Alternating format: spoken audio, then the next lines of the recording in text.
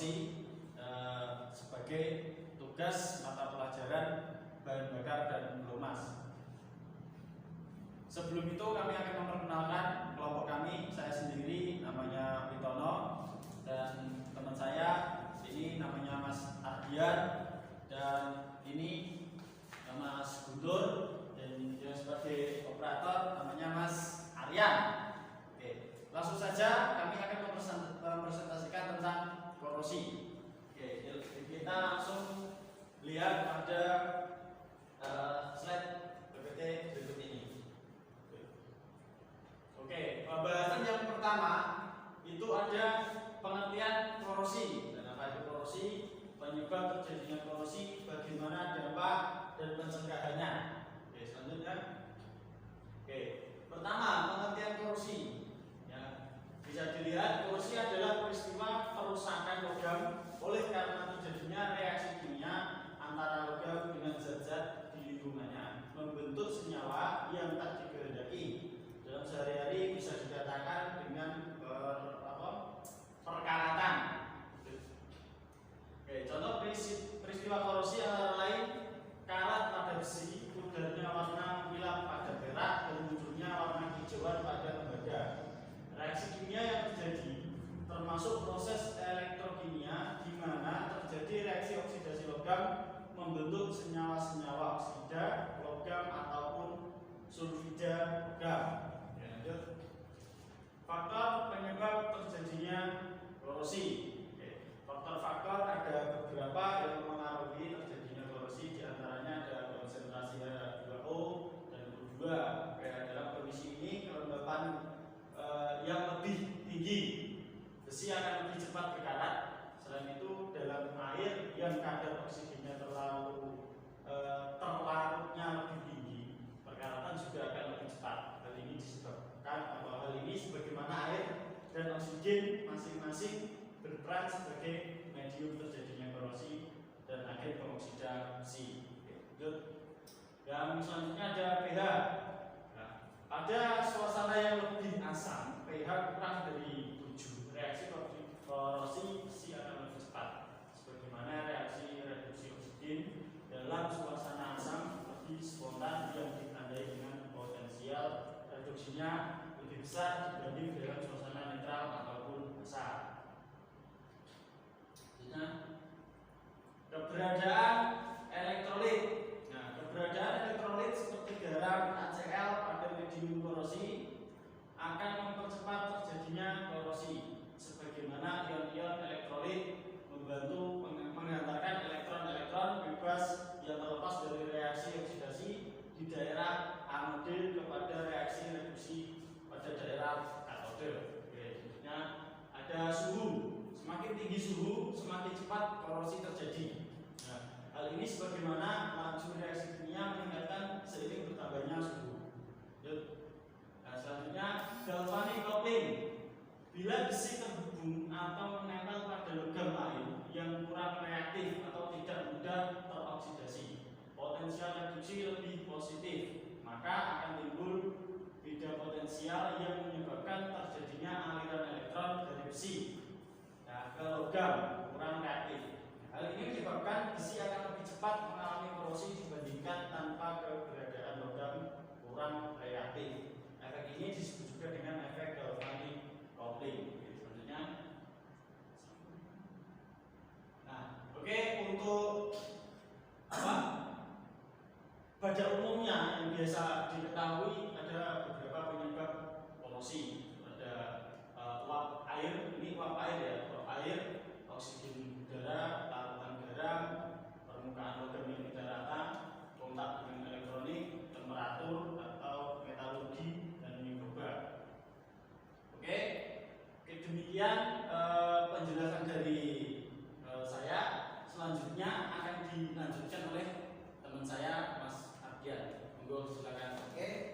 Ya, berikutnya saya teruskan proses terjadinya korosi. Pada terjadinya korosi logam mengalami oksidasi, sedangkan oksidasi udara mengalami reduksi atau karat logam pada umumnya berupa oksidasi dan karbonat. Elektron yang dibebaskan, di anode mengalir ke bagian lain dari besi itu yang bertindak sebagai katode, di mana oksigen tereduksi. Contohnya gambar di atas ini. Lanjut mas. Dampak atau akibat korosi, dampak yang ditimbulkan korosi dapat berupa kerugian langsung dan kerugian tidak langsung. Kerugian langsung berupa terjadinya kerusakan pada peralatan, misal besi, permesinan di kerak-kerak bagian bawah sasis dan struktur bangunan seperti atap seng, pojokan rumah yang terbuat dari besi atau lempengan baja. Terus kerugian tidak langsung yaitu contohnya jembatan, berkurangnya kekuatan dari konstruksi bangunan dan peningkatan biaya kerusakan. Lanjut mas. Dampak negatif yang ditimbulkan oleh korosi diantaranya adalah satu, adanya kerugian teknis dan despresiasi. Dua, menurunnya efisiensi. Tiga, menurunnya kekuatan konstruksi. Empat, aparensi yang buruk. Karat merupakan korosi dan menambah biaya. Maintenance.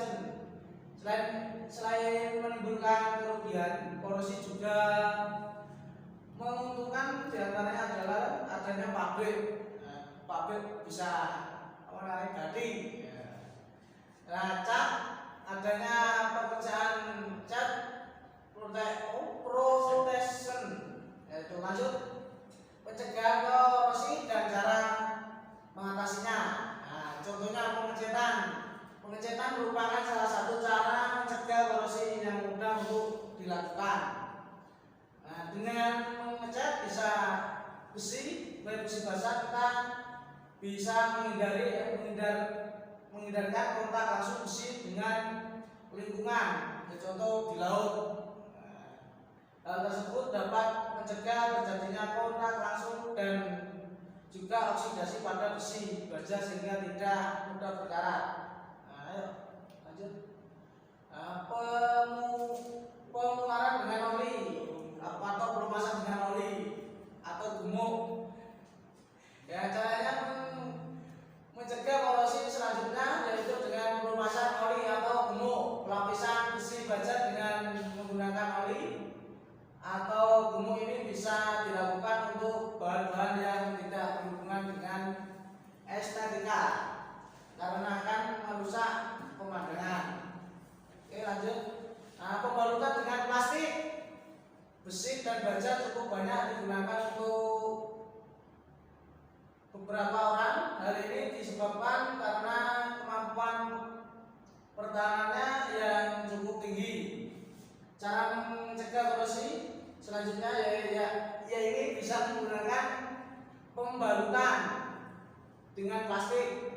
Pencegahan korosi pada besi baja dengan menggunakan plastik ini merupakan ide yang sangat cocok untuk lapisan bahan-bahan besi baja yang digunakan untuk keperluan sehari-hari dan membutuhkan unsur estetika atau keindahan. Oke lanjut mas. Tim planting ya, ini akan dilanjutkan oleh teman saya yaitu Mas Guntur. Silakan Mas Guntur. Oke, langsung saja. Yang berikutnya yaitu merupakan tim planting, merupakan sebuah cara untuk mencegah korosi dan selanjutnya bisa untuk digunakan. Tim planting merupakan sebuah proses elektrolisis yang dilakukan untuk menghindarkan bahan dari kerusakan.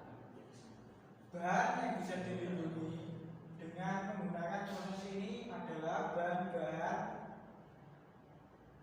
besi serta besi baja dan juga bahan yang tidak terbuat dari besi. Oke, selanjutnya Kemudian ada yang namanya chromium plating.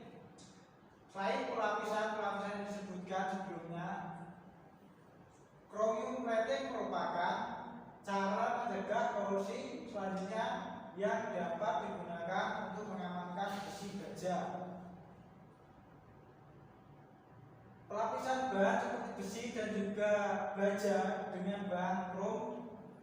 Bahan krom sendiri merupakan bahan yang dapat dilapiskan pada bahan-bahan seperti yang telah disebutkan sebelumnya untuk perlindungan, dan sifat perlindungan yang diberikan oleh krom ini mirip dengan zinc. Kemudian selanjutnya ada pengorbanan anode. Ya, merupakan salah satu cara untuk mencegah korosi dengan cara pengorbanan anode, atau nama aslinya disebut dengan sacrificial protection. Dengan perlindungan ini dilakukan untuk melapisi besi dan baja dengan bahan yang lebih mudah berkarat. Bahan yang digunakan adalah magnesium, dan bahan ini merupakan bahan yang aktif sehingga lebih mudah untuk berkarat. Jika bahan ini digunakan untuk melapisi besi, maka bahan ini akan berkarat, sedangkan besinya tidak. Dan selanjutnya yaitu ada galvanisasi. Galvanisasi merupakan pelapisan yang dilakukan dengan zinc plating. Setelah proses galvanisasi, besi dapat dilindungi dengan zinc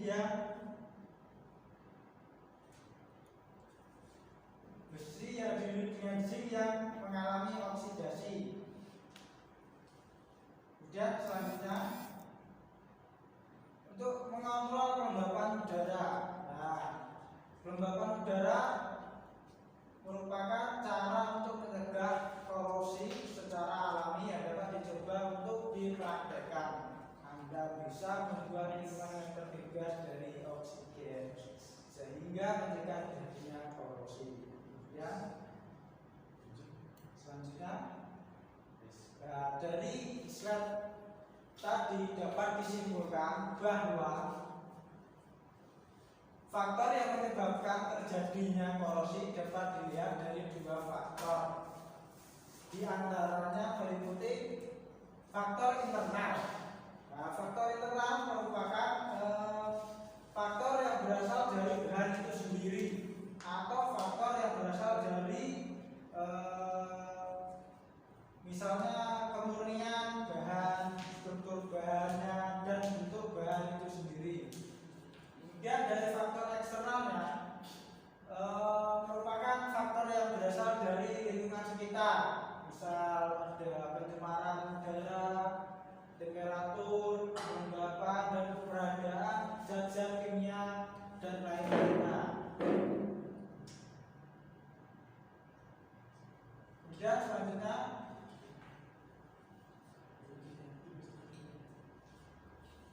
ada kerugian yang diakibatkan dari proses korosi, yaitu yang pertama adalah kerusakan perangkat yang terbuat dari logam, cedera dan kecelakaan pada alat rumah tangga yang rapuh. Kemudian yang terakhir yaitu pencemaran air.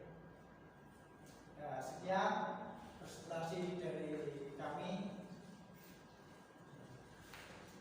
Oke, terima kasih. Nah, itu tadi presentasi dari kami. Mudah-mudahan dapat tersampaikan dengan baik. Dan kami akhiri dari kelompok 3 mengucapkan banyak